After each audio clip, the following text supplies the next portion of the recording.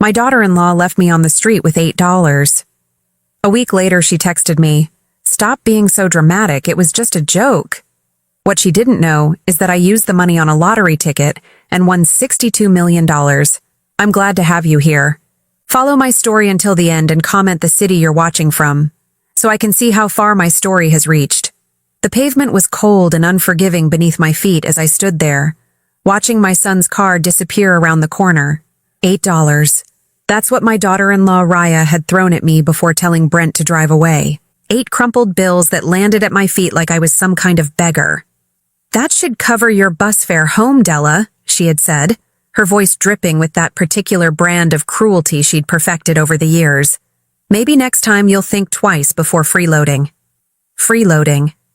The word echoed in my mind as I bent down to pick up the money, my arthritic knees protesting. 37 years I'd worked as a nurse, saving every penny to help my son through college. Freeloading. Brent hadn't said a word. My own son, the boy I'd raised alone after his father walked out when he was 5, just sat there in the driver's seat staring straight ahead. When I looked at him through the passenger window, hoping for some sign that he'd stand up to his wife, he finally spoke. "Mom, you're being too sensitive." "Raya's right. You can't keep expecting us to take care of everything." The betrayal hit me harder than the cold evening air. Too sensitive. As if 30 years of taking care of him, of working double shifts to pay for his education, of babysitting their children for free while they went on vacation after vacation, was being too sensitive. I stood on that empty street corner in a part of town I didn't recognize, my purse clutched tight against my chest. The sun was setting, and the neighborhood didn't look like the kind of place a 65-year-old woman should be alone after dark. But apparently, that didn't matter to my family. The fight had started over something so small. I'd asked if I could stay with them for a few days while my apartment was being fumigated. Just 3 days. I wasn't asking for money, wasn't asking them to go out of their way, just a place to sleep on their couch. "We can't have you disrupting our routine," Raya had said, not even looking up from her phone. "The kids have school, Brent has work. You'll just be in the way." When I pointed out that I'd watched those same kids every weekend for the past 2 years, that I'd never once said no when they needed help, Raya's face had twisted into something ugly. "That's different. That's family helping family. This is you expecting us to drop everything for your problems." The hypocrisy was breathtaking. Family helping family, but only when it benefited them. "I raised him alone," I'd said quietly, looking at Brent. "I worked nights so I could be there for your games, your school events. I never asked anyone for help." "Well, maybe you should have," Raya snapped. "Maybe if you'd planned better, you wouldn't need to come running to us every time something goes wrong." That's when Brent finally spoke up, to defend his wife. "Raya has a point, Mom. You're an adult. You should be able to handle these things yourself." The words cut deep because they were so unfair. This wasn't about me running to them for help. This was about family being there for each other. But apparently, I was the only one who remembered what family meant. Now I stood alone on this strange street, holding $8 and trying to figure out how to get home. The nearest bus stop was 3 blocks away, according to a man at a gas station, but the buses had stopped running this route an hour ago. A taxi would cost at least $20, money I didn't have. I started walking, my feet already aching in the sensible shoes I'd worn to what I thought would be a family dinner. Each step reminded me of how thoroughly I'd been discarded, like an old piece of furniture they'd finally decided to throw away. The convenience store on the corner was the only place with its lights still on. The clerk, a young man with tired eyes, looked up as I entered. "You okay, ma'am? You look like you've been crying." I touched my cheek, surprised to find it wet. I hadn't even realized I was crying. "I'm fine," I lied, the way I'd been lying about being fine for years. "Just need to use your phone to call a cab." "Phone's broken," he said apologetically, "but there's a payphone outside." Of course there was, because this night couldn't get any worse. I stared at the $8 in my hand, knowing it wasn't enough for a cab. The payphone would cost 50 cents, leaving me with $7.50. Not enough for anything useful. That's when I saw the lottery machine. I'd never been a gambling woman, never bought a scratch-off ticket or played the numbers. But standing there in that fluorescent-lit store, holding the money my daughter-in-law had thrown at me like I was trash, something shifted inside me. "Does that lottery machine work?" I asked the clerk. He nodded. "Powerball drawings tonight. Jackpot's up to 62 million. 62 million. The number was so large it didn't seem real. I thought about Raya's designer handbags, about the way she'd redecorated their kitchen twice in the past year, while I'd been eating peanut butter sandwiches for dinner to make my Social Security stretch. "I'll take one ticket," I heard myself say. "Quick pick." The machine hummed as it printed my ticket. $5 gone, leaving me with $3 and the longest of long shots.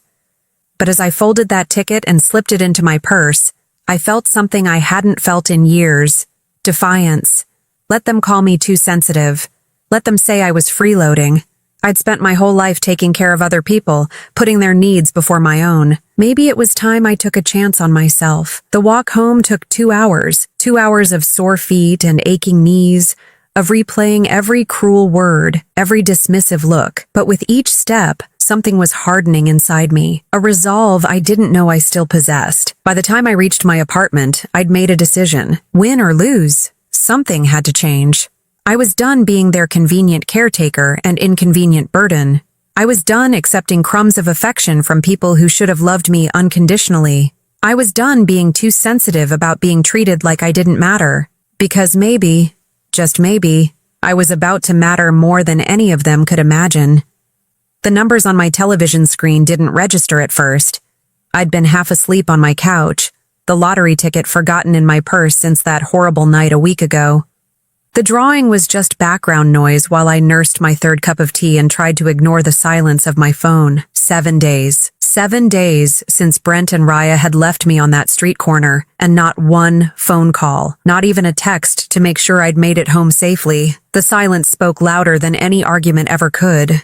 Tonight's winning Powerball numbers are 7, 14, 21, 35, 47, and Powerball number 9. I almost didn't check. What was the point? But something made me reach for my purse, maybe just to have something to do with my hands besides worry them raw. The ticket was crumpled from being shoved between my keys and wallet. I smoothed it out, squinting at the tiny numbers in the lamplight. 7, 14, 21, 35, 47, and Powerball 9. My hands started shaking before my brain fully processed what I was seeing. I checked again, then again. Then, I turned up the volume on the television, waiting for them to repeat the numbers, certain I'd made a mistake. But there they were again, the exact same numbers printed on my wrinkled $5 ticket. $62 million. I set the ticket down carefully, as if it might disintegrate if I handled it too roughly. My heart was hammering so hard I could feel it in my throat. This couldn't be real. Things like this didn't happen to women like me. Women who got abandoned on street corners by their own families. I didn't sleep that night. I sat at my kitchen table, staring at that ticket and trying to wrap my mind around what it meant. By morning, I'd made a decision that surprised even me. I wasn't going to tell anyone. Not yet. The first test came sooner than I expected. My phone buzzed with a text message just as I was making my morning coffee. Raya's name appeared on the screen and my stomach clenched automatically. Even before I read the message, I knew it wouldn't be an apology. "Stop being so dramatic, Della. It was just a joke. You're acting like we committed some crime. Brent feels bad about the other night. Maybe we can do dinner this weekend if you promise not to make a big deal about everything. Just a joke." She thought abandoning me in a dangerous neighborhood with $8 was a joke. And now she was graciously offering to let me back into their lives if I promised to pretend it never happened. I stared at that message for a long time, my coffee growing cold in my hands. A week ago, I would have jumped at the chance to reconcile. I would have swallowed my hurt and shown up with a smile, grateful for whatever scraps of affection they threw my way. But that was before I knew what I now knew. I typed back a simple response. "I'm busy this weekend." Her reply came immediately. "Busy with what? You never do anything." The casual cruelty of it took my breath away. You never do anything. As if my life was so empty, so meaningless, that the idea of me being busy was laughable. I turned off my phone and went to get dressed. I had things to do. Important things. The lottery office wasn't what I'd expected. I'd imagined something grand, official. Instead, it was a modest office building downtown with fluorescent lighting and worn carpeting. The woman behind the desk, Sarah, according to her name tag, had kind eyes and a patient smile. "First-time winner?" she asked as I handed over my ticket with trembling fingers. "First time playing?" I admitted. She checked the ticket twice, then smiled. "Well, congratulations, Mrs. Rivers. You've won $62 million. The words still didn't feel real. Even as she explained my options, lump sum or payments, taxes, and legal requirements, it felt like I was watching someone else's life unfold. "Take your time deciding," Sarah said. "But I'd recommend getting a lawyer and an accountant before you make any major decisions. And maybe think carefully about who you tell. Money changes relationships, sometimes in ways people don't expect." I thought about Raya's text message, about her casual dismissal of my pain. Money changes relationships. What she didn't know was that mine had already changed. The next few days were strange. I went through my normal routine, grocery shopping, laundry, my weekly visit to the library, but everything felt different, like I was observing my life from the outside. At the grocery store, I found myself standing in front of the expensive steaks I'd never been able to afford, knowing I could buy the entire meat department if I wanted to. But I bought my usual chicken thighs and day-old bread. Old habits die hard. The second test came on Thursday. Brent called while I was reading in my chair by the window. "Hey, Mom!" His voice was careful, apologetic. "Look, about the other night. Raya feels bad about how things went down. Raya feels bad. Not him. Not we. Raya. She was just stressed," he continued when I didn't respond. "You know how she gets when she's planning events. The kids had that school thing this weekend, and she was overwhelmed. Always an excuse. Always a reason why her behavior was justified, and my feelings didn't matter. Anyway," he went on, "we were wondering if you could watch the kids Saturday night. We got tickets to that new show downtown, and our regular babysitter canceled." There it was. The real reason for the call. Not because they missed me, not because they were sorry, because they needed something. "I can't," I said simply. "What do you mean you can't? You never have plans on Saturday nights. You never do anything. You never have plans. The casual assumptions about my worthless life."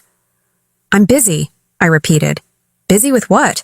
The irritation was creeping into his voice now. "Mom, we really need you to do this. The tickets cost $300. $300 for a night out, but they couldn't spare $20 for a cab to get me home safely." The math of their priorities was crystal clear. "Find another babysitter," I said, and hung up. My phone rang immediately, then again. I turned it off and sat in the quiet of my apartment, marveling at how good it felt to say no. That weekend, instead of babysitting my grandchildren while their parents enjoyed a $300 date night, I met with a lawyer. A good one, recommended by Sarah at the lottery office. His office had real wood paneling and leather chairs that didn't have duct tape covering the tiers. "You want to keep this quiet for now," he said after I'd explained my situation. "That's smart. Gives you time to make good decisions before the pressure starts." "What kind of pressure?" He leaned back in his chair, studying me. "You'd be surprised how fast family dynamics change when money enters the picture. People who've never given you a second thought suddenly remember how much they love you." I thought about Raya's text, about Brent's assumption that I'd drop everything to babysit. They didn't love me now. What would they feel when they found out about the money? Love? Or just a more intense version of the taking they'd always done? "I want to set some things up," I told him, "before anyone knows. I want to be prepared." He smiled. "That's the smartest thing I've heard from a lottery winner in 20 years. As I walked out of his office that afternoon, my phone buzzed with another message from Raya. "Really, Della? You couldn't help us out one night? Brent is so disappointed in you right now." I stared at that message, thinking about the $62 million in my future and the years of disappointment in my past. They had no idea what disappointment really looked like. But they were about to learn. The chest pains started on a Tuesday morning, sharp and sudden enough to make me drop my coffee mug. It shattered on the kitchen floor, spreading ceramic shards and dark liquid across the linoleum I'd been meaning to replace for years. As I knelt to clean up the mess, another pain shot through my chest. This one was real. The stress of the past few weeks, the sleepless nights spent planning my new life, the weight of keeping such an enormous secret. My body was finally protesting. But as I sat in the emergency room 3 hours later, watching nurses bustle past with their practiced efficiency, an idea began to form. A terrible, necessary idea. I needed to know exactly where I stood with my family, not just the casual cruelty I'd grown accustomed to, but how they'd react when I truly needed them, when I was vulnerable and scared and couldn't give them anything in return. The doctor, a young woman who reminded me of myself 30 years ago, was reassuringly thorough. It's stress-related, she explained after running tests. Your heart is fine, but your blood pressure is elevated. Have you been under any unusual pressure lately? I almost laughed. Unusual pressure. If she only knew. I want you to take it easy for the next few weeks, she continued. Reduce stress where possible. Do you have family who can help out? That was the question, wasn't it? I called Brent from the hospital parking lot, my hands still shaking slightly from the afternoon's events. Mom? He sounded distracted, probably at work. What's up? I'm at the hospital, I said, not having to fake the tremor in my voice. I had chest pains this morning. The silence stretched long enough that I wondered if the call had dropped. Are you okay? He asked finally, but his tone was more annoyed than concerned, like I'd interrupted something important. The doctor says it's stress-related, but they want me to take it easy for a while. I was wondering if I could stay with you and Raya for a few days, just until... Mom, this really isn't a good time. The words came fast, rehearsed, like he'd been preparing for this conversation. Raya's got that big presentation at work, and the kids have finals coming up. The house is just chaos right now. I wouldn't be any trouble, I said quietly. I could help with the kids, maybe cook. No, it's not about helping, it's just... You know how you get when you're stressed, all anxious and needy. We can't handle that right now on top of everything else. Anxious and needy. That's how my son saw me when I was scared and in pain. Not as a mother who'd sacrificed everything for him, but as an inconvenience. What if I need help? I asked. What if something happens?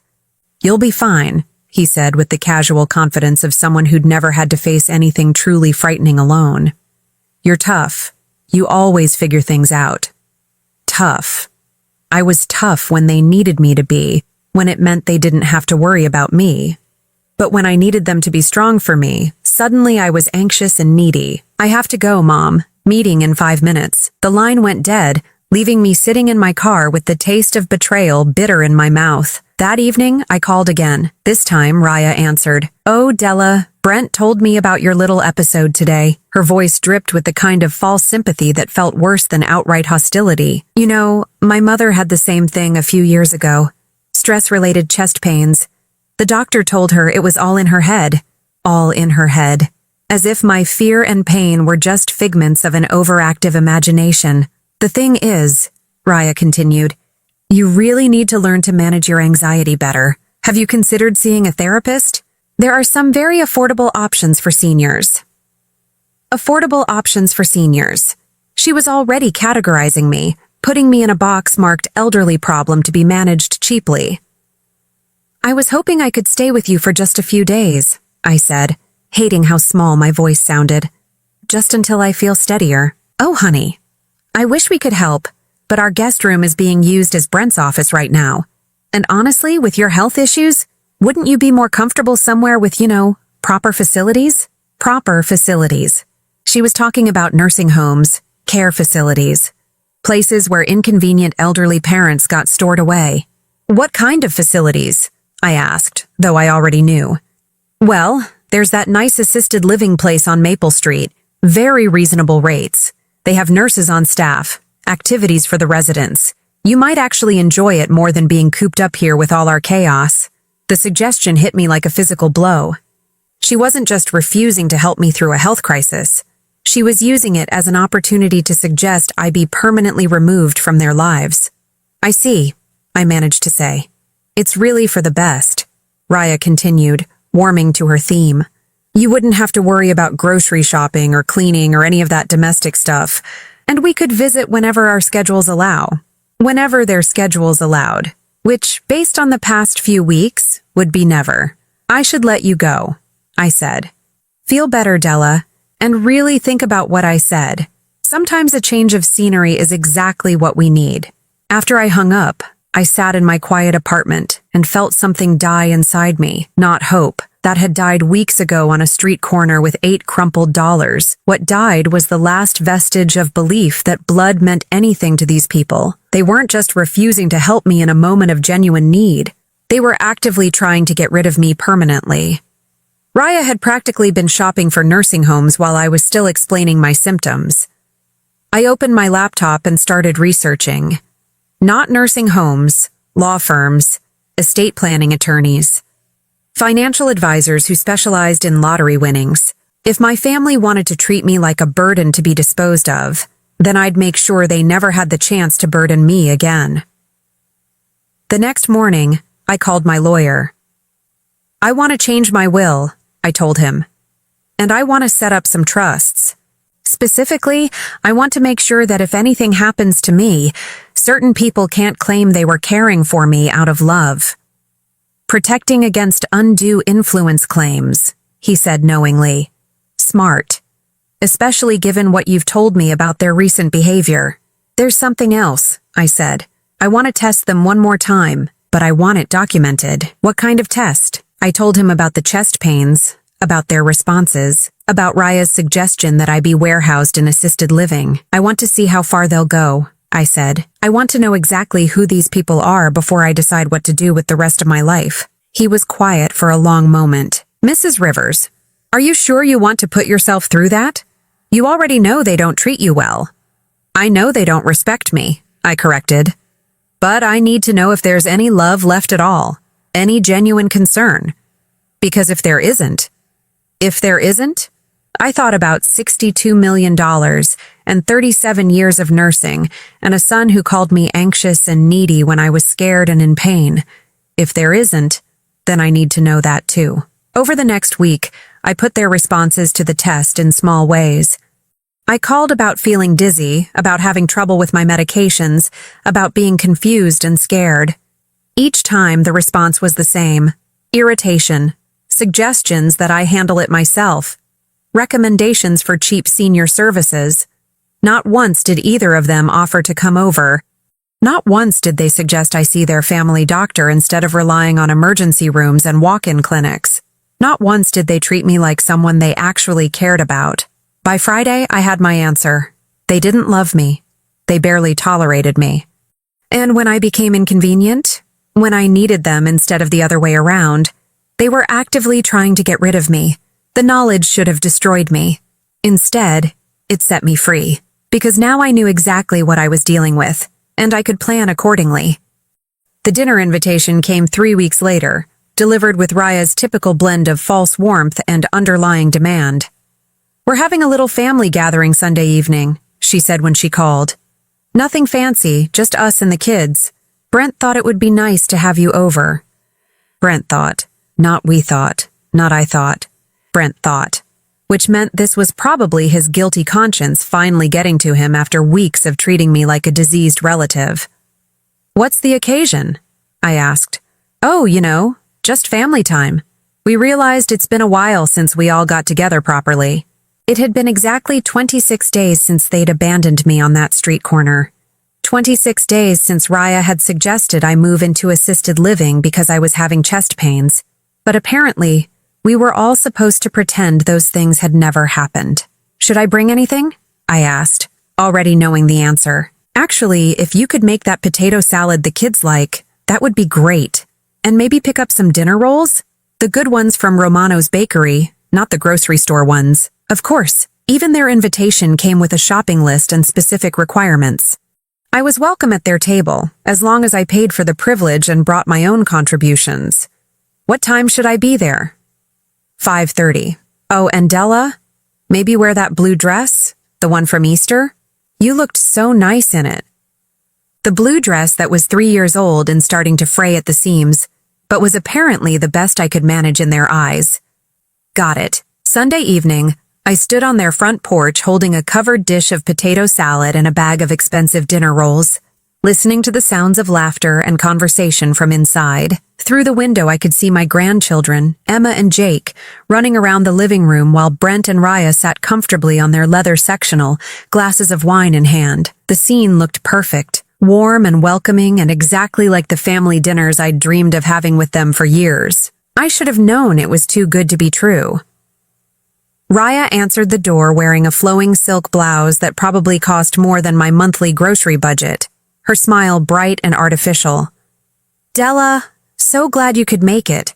Come in, come in." The house smelled like roast beef and garlic, expensive candles burning on every surface. Everything was perfectly arranged, from the fresh flowers on the dining table to the throw pillows artfully scattered on the couch. It was the kind of home I'd dreamed of having when Brent was young, back when I was working double shifts and eating ramen noodles for dinner so he could have new school clothes. Grandma, Emma, 8 years old with Brent's dark eyes, ran over and hugged my legs. At least the children still seemed genuinely happy to see me. "Hi, sweetheart," I said, kissing the top of her head. "How's school going?" "Good. I got an A on my science project. Want to see it?" Before I could answer, Raya swept in and redirected Emma toward the kitchen. "Why don't you help Grandma put her food away, honey? Dinner's almost ready." In the kitchen, I arranged my potato salad and dinner rolls alongside the spread Raya had prepared. Everything looked expensive and professionally done, from the perfectly browned roast to the elaborate side dishes arranged in matching serving bowls. "This all looks wonderful," I said, meaning it. "Thanks. I've been cooking all day." She said it with the air of someone who'd just completed a marathon, though I noticed the price stickers still on some of the containers, suggesting at least part of the meal had been catered.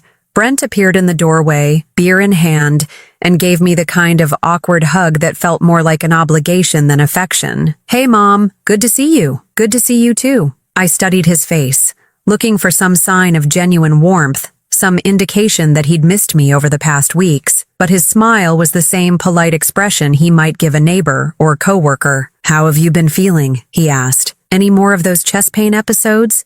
The question sounded concerned enough, but his tone was casual, like he was asking about the weather. "I'm managing," I said. Good. That's what I figured. You're tough." There it was again. I was tough when it meant they didn't have to worry about me, didn't have to actually help or care. Dinner started pleasantly enough. The children chattered about school and friends. Brent talked about a promotion he was hoping for at work, and Raya shared gossip about their neighbors. For a few minutes, I let myself relax into the illusion that this was what I'd always wanted, a normal family dinner where I belonged. That illusion shattered about halfway through the meal. "So, Mom," Brent said, cutting into his roast beef with surgical precision, "Raya and I have been talking, and we think it might be time for you to consider some lifestyle changes." The way he said it, so carefully neutral, made my stomach clench. "What kind of changes?" Raya leaned forward, her expression earnest and concerned in that particular way that meant she was about to say something devastating while pretending it was for my own good. "We're worried about you living alone," she said, "especially after those health scares. What if something serious happens and there's no one there to help?" "I have neighbors," I said carefully, "and I can always call 911. "But that's not really a long-term solution, is it?" Brent chimed in. "I mean, you're 65 now. These things are only going to get worse." These things. My age, my health, my very existence had become these things.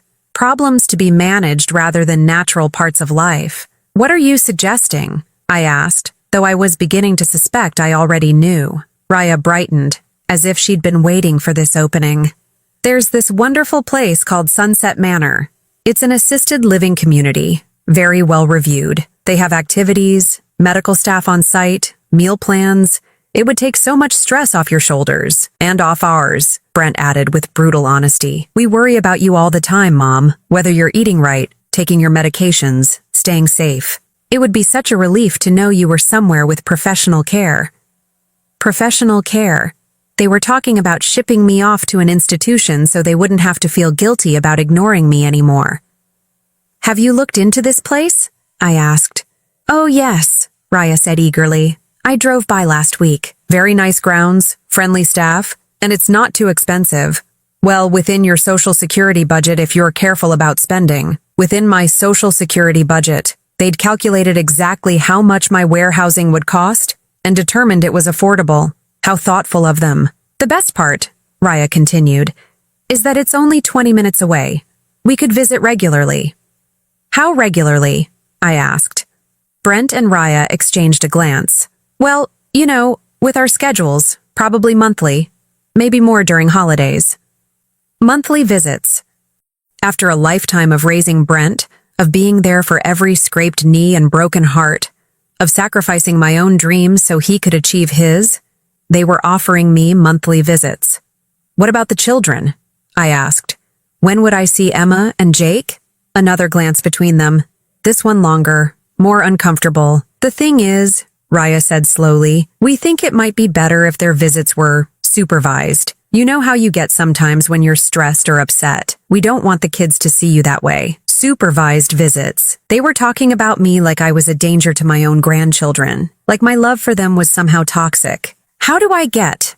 I asked quietly. Oh, Raya waved her hand vaguely. Emotional. Needy. The kids don't understand why Grandma's always sad or worried. Always sad or worried. Because I'd been mourning the loss of my family while they'd been planning to dispose of me. I think this is really the best solution for everyone, Brent said, his tone final. You get professional care and social activities. We get peace of mind, and the kids get to see you when you're at your best. I looked around the table at these people who were supposed to love me. My son, who was calmly discussing shipping me away like I was a problem to be solved. My daughter-in-law, who was practically glowing with excitement at the prospect of getting rid of me permanently. My grandchildren, too young to understand what was happening, but old enough to absorb the message that Grandma was someone to be managed and contained. I need to think about it, I said. Of course, Raya said brightly. Take your time. Though I should mention, they have a waiting list, so if you're interested, we should probably put your name down soon. They'd already researched waiting lists.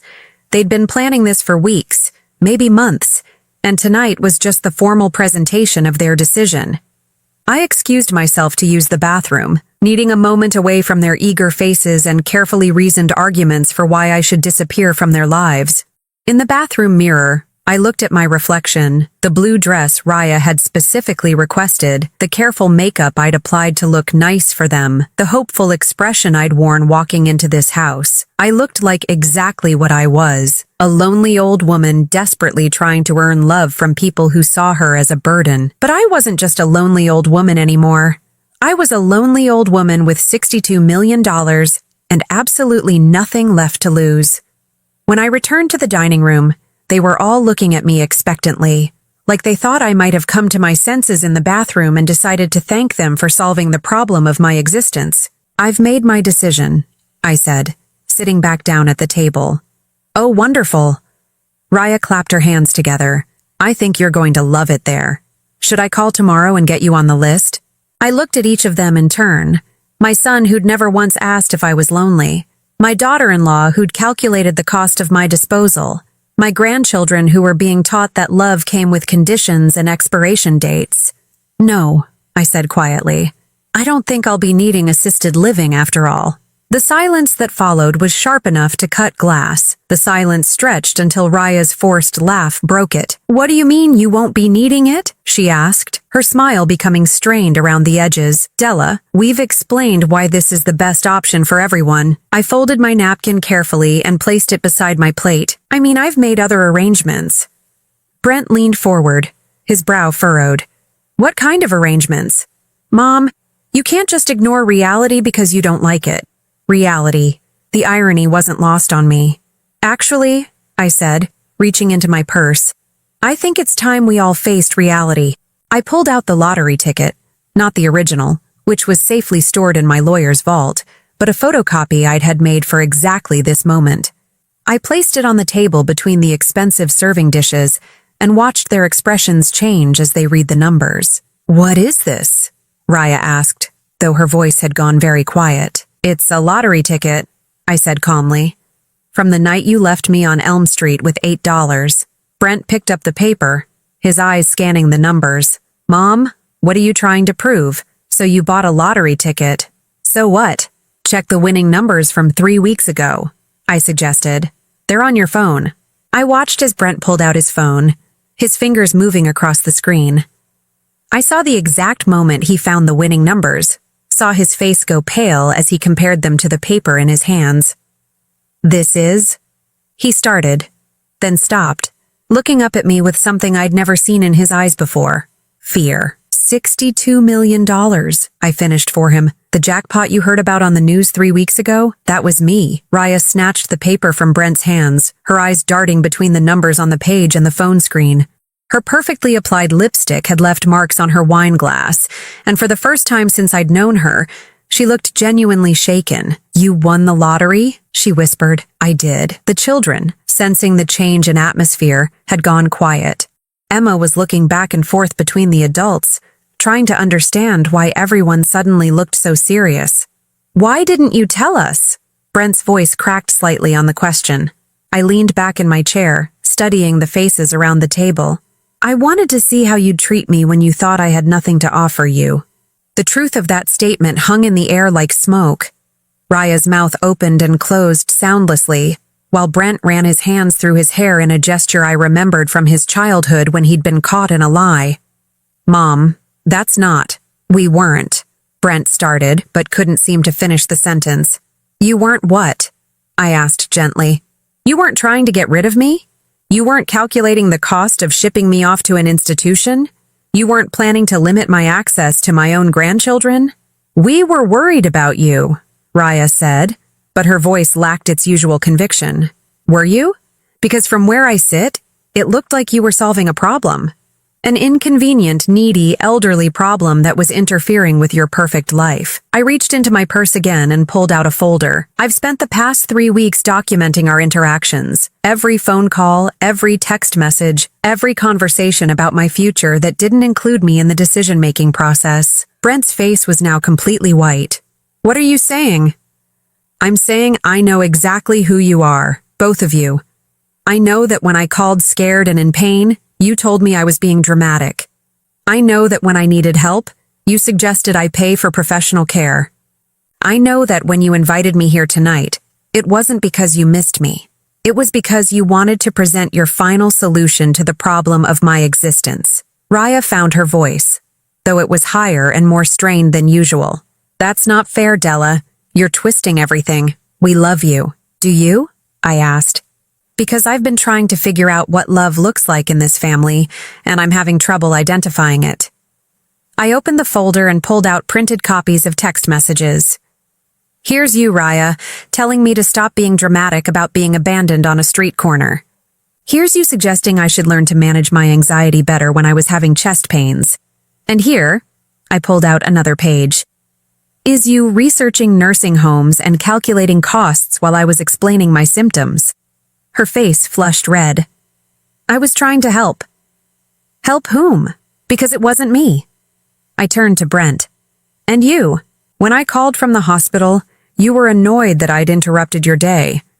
When I asked if I could stay with you during my recovery, you called me anxious and needy. When I needed my son, you offered me excuses. Mom, please, Brent said. And for a moment he sounded like the little boy who used to crawl into my bed during thunderstorms. We can fix this. We can do better. Can you? Because I've been giving you chances to do better for weeks now, and every single time, you've chosen to see me as a burden rather than your mother. I pulled out my phone and showed them the screen. This is my lawyer's number. I called him yesterday and made some changes to my estate planning. The silence that followed was deafening. What kind of changes? Raya asked, her voice barely above a whisper. Well, originally, I was planning to leave everything to Brent and the children. A trust fund for Emma and Jake's education, the house, whatever was left of my savings. I paused, watching their faces. But then I started thinking about what you'd said tonight, about how I need professional care, how I'm too emotional and needy for my own grandchildren to be around unsupervised. We didn't mean, Brent started. You meant every word. I cut him off. and I believe you. So I've made arrangements that reflect your honest assessment of my character and capabilities. I reached into the folder one more time and pulled out a legal document. This is a copy of my new will. The children will receive a modest trust fund for education, enough for college, but not enough to make them targets. The rest goes to various charities that support elderly people who've been abandoned by their families. Raya made a sound somewhere between a gasp and a sob. There's also this, I continued, pulling out another document, a detailed account of every dollar I've spent supporting this family over the years. Every mortgage payment I helped with, every vacation I funded, every time I bought school clothes or paid for activities or covered your emergencies, with interest calculated at current market rates. Brent's hands were shaking as he took the paper. Mom, this says we owe you over $200,000. That's correct. 27 years of financial support, documented and calculated. I'm not asking for it back. Consider it my final gift to you. But I wanted you to see exactly how much your needy, anxious mother contributed to the life you're so eager to protect from her influence. The room was so quiet I could hear the grandfather clock ticking in the hallway. Emma tugged on her mother's sleeve. Mommy, why is everyone crying? Because they were crying. Raya's perfect makeup was streaking down her cheeks, and Brent's eyes were red-rimmed as he stared at the numbers on the paper. I'm not doing this to hurt you, I said gently. I'm doing this because you've made it very clear that you don't want me in your lives unless I'm useful to you. And I'm tired of being useful to people who don't love me. We do love you, Brent said desperately. Mom, we do. We made mistakes. You made choices, I corrected. Over and over again, you chose to see me as a problem to be managed rather than a person to be cherished. Tonight was just the final presentation of a decision you made weeks ago. I stood up, my chair scraping against the hardwood floor. I want you to know that I don't hate you. Either of you. But I also don't trust you, and I can't build a relationship with people who only value me when I have something they want. Where are you going? Raya asked, panic creeping into her voice. Home, to my apartment, the one you think is too dangerous for me to live in alone. I gathered my purse and folder. Don't worry about visiting me at Sunset Manor. I won't be there. Mom, wait! Brent stood up so quickly his chair fell over. Please, we can talk about this. We can work it out. I looked at him for a long moment. This man I'd raised, sacrificed for, loved unconditionally for 37 years. Can we? Because I've been trying to work it out for months, and every conversation ends with you telling me what's wrong with me and how I need to change to fit into your life. That's not what we meant. It's exactly what you meant. And you know what? You're right. I do need to change. I need to stop begging for love from people who've already decided I'm not worth it. I walked toward the door, listening to their footsteps following me. In the foyer, surrounded by family photos that had always somehow managed to include everyone except me, I turned back one final time. The money changes everything for me, I said. But it doesn't change anything about who you are. Tonight you showed me exactly what kind of people you've become, and I believe you. I opened the front door and stepped out into the cool evening air. Behind me, I could hear Raya's voice, high and desperate. Della, please, we can start over. We can be better. I didn't turn around. Some bridges, once burned, were never meant to be rebuilt. As I drove home through the familiar streets of my neighborhood, I felt something I hadn't experienced in years. Peace. Not happiness, not yet, but peace. The kind that comes from finally stopping the fight you were never going to win. My phone started ringing before I even reached my apartment. Brent's name flashing on the screen, then Raya's, then Brent's again. I turned the phone off and drove the rest of the way in blessed silence. Tomorrow, there would be more calls, more desperate attempts to undo 37 years of taking me for granted. But tonight, I was free. Free from their judgment, their expectations, their casual cruelty disguised as concern. Free to figure out what the rest of my life could look like when it belonged entirely to me. 5 months later, I stood in the garden of my new home, watching the sunrise paint the mountains in shades of gold and pink. The house was modest by lottery winner standards. 3 bedrooms, 2 baths, and a wraparound porch that overlooked 20 acres of Colorado wilderness. But it was mine, every board and nail of it, chosen because I loved the way the light fell through the kitchen windows in the morning. The phone calls had stopped about 3 months ago. At first, they'd been desperate. Brent calling twice a day, Raya sending long text messages alternating between apologies and accusations. They'd tried every approach: guilt, anger, promises to change, threats to cut off contact entirely. That last one had almost made me laugh. The final call had come from Brent in January. "Mom, please." His voice had been raw, exhausted. "I know we messed up. I know we hurt you. But we're family. That has to count for something." "It does count for something," I'd told him. "It counted for 37 years. But family is supposed to be a two-way street, and you turned it into a one-way extraction. I don't know how to fix this." The defeat in his voice almost broke my resolve. Almost. "You can't fix this, Brent. You can only learn from it." What does that mean? It means you need to figure out how to be a better husband to Raya, a better father to Emma and Jake, and a better son to whatever family you choose to build going forward. But it doesn't include me anymore. "You're really never coming back?" I'd looked around my apartment that day, at the boxes packed for my move to Colorado, at the life I was finally building for myself. "There's nothing to come back to. You made sure of that." Now, as I deadheaded the roses I'd planted along the front fence, I felt the truth of that statement in my bones. There really was nothing to go back to. But there was so much to move toward. My neighbor, Margaret, waved from her garden next door.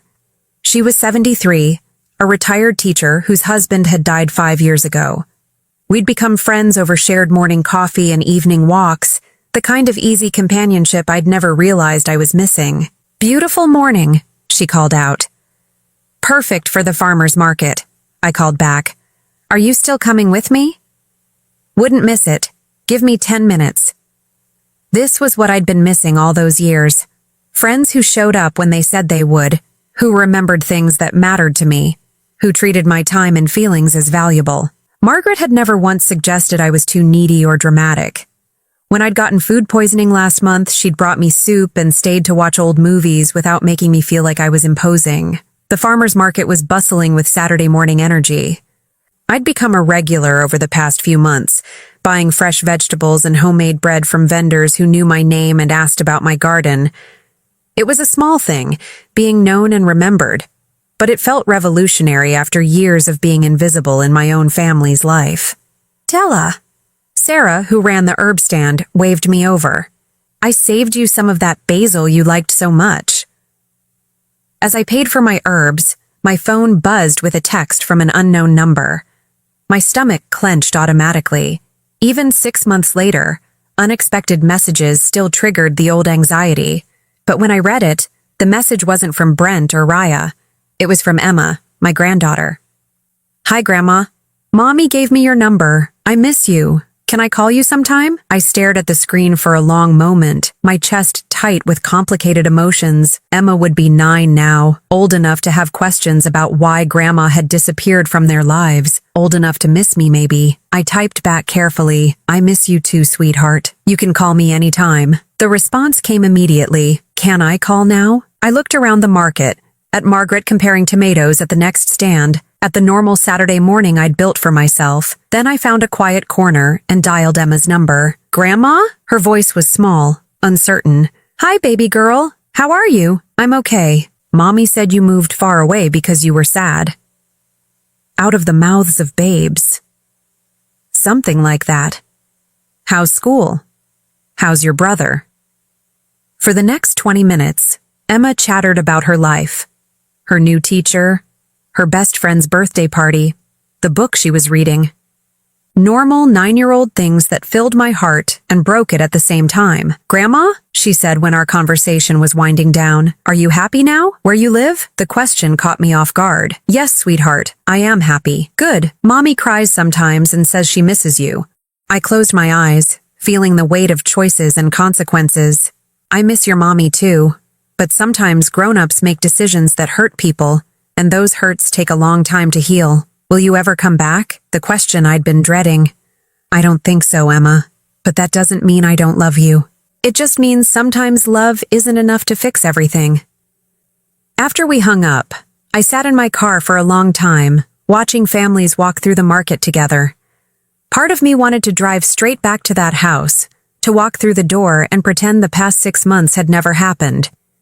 To be the grandmother who baked cookies and gave unconditional love, no matter how she was treated in return. But I'd tried that for 37 years, and it had nearly destroyed me. Instead, I drove home to my peaceful house and my garden and my new life. I called my lawyer and set up a small trust fund for Emma and Jake, not enough to make them spoiled, but enough to know their grandmother had loved them even from a distance. That evening, as I sat on my porch with a cup of tea and a book, Margaret came over with a bottle of wine. "You look like you could use some company," she said. I told her about Emma's call, about the guilt and love and complicated grief of walking away from family. Margaret listened without judgment, the way good friends do. "Do you ever regret it?" she asked when I finished. I considered the question seriously. I regret that it was necessary. I regret that my son and his wife chose their pride over our relationship. I regret that my grandchildren will grow up with questions about why Grandma left. But do you regret leaving? I looked out over my garden, at the life I'd built with my own hands and heart. At the sunset painting the sky in impossible colors. At the peace that had settled into my bones over these past months. "No," I said finally. "I don't regret choosing myself." A year later, I received a graduation announcement in the mail. Emma was finishing 4th grade with honors. Inside the card, in careful 9-year-old handwriting, she'd written, "I hope you're still happy, Grandma. I love you." I put the card on my refrigerator next to the photos of my garden and my new friends, next to the reminder for my book club meeting and the invitation to Margaret's birthday dinner, a small piece of my old life in the middle of my new one. I didn't send a gift. I didn't call to congratulate her, but I did add another $1,000 to her trust fund, with a note to my lawyer that it was for graduation presents she'd earned between now and high school. Love, I'd learned, didn't always look like showing up. Sometimes it looked like loving someone enough to let them go. Sometimes it looked like protecting yourself from people who couldn't see your worth, even when those people shared your blood. 2 years after that dinner that changed everything, I was truly happy. Not the desperate, grasping happiness of someone trying to earn love they'd never receive, but the quiet, steady happiness of someone who'd learned to love herself first. I volunteered at the local senior center, teaching other women about financial independence and emotional boundaries. I traveled, not to exotic places, but to small towns and national parks, staying in bed and breakfasts and taking photographs of wildflowers. I dated a kind man named Robert who treated me like I was worth listening to, worth cherishing. Most importantly, I'd learned the difference between being alone and being lonely. For 37 years, I'd been desperately lonely while surrounded by family. Now, I was peacefully alone and richer in every way that mattered. On quiet evenings, I sometimes wondered what would have happened if I'd stayed, if I'd accepted their terms and moved into that assisted living facility. I'd probably still be there, grateful for monthly visits and supervised time with my grandchildren, telling myself that crumbs of affection were better than nothing at all. But I'd chosen differently. I'd chosen dignity over desperation, self-respect over self-sacrifice.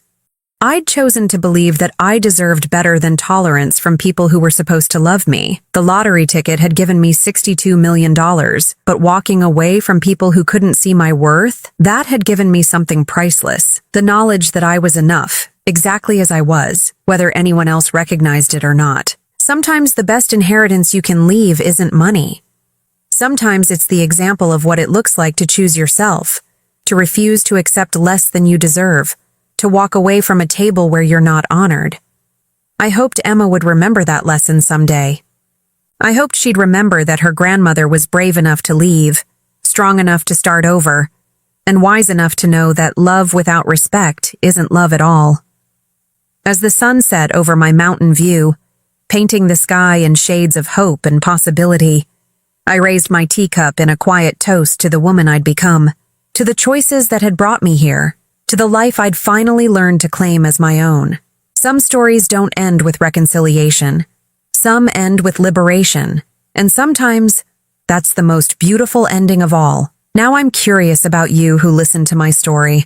What would you do if you were in my place? Have you ever been through something similar? Comment below. And meanwhile, I'm leaving on the final screen 2 other stories that are channel favorites, and they will definitely surprise you. Thank you for watching until here.